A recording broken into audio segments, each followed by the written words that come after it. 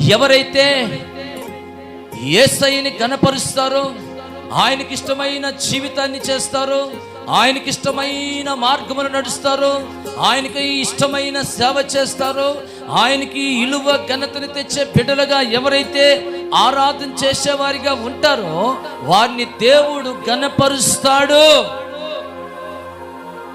భూమి ఆకాశములు గతించిపోయినా నా మాటల్లో ఒక అక్షరము పళ్ళు కూడా తప్పిపోదని చెప్తున్నాడు. ఈ లోకంలో మనుషుడు మనకు మాటిస్తారు, మాట తప్పిపోతారు. So sorry. ఎన్నో ఎన్నో ఎన్నో ఎన్నో పర్యాయంలో మనుషులను నమ్మి మనం మోసపోయాం. కానీ దేవుణ్ణి నమ్మితే మనం ఎన్నటికీ మోసపోము. దేవుడు తన బిడ్డలను నిత్యము తన రెక్కల నీడలో దాచి కాపాడుతాడు. వారు ఒక ఉన్నతమైన స్థితిలో ఉండాలని కోరుకుంటాడు. వారు సమృద్ధి కలిగి బ్రతకాలని కోరుకుంటాడు.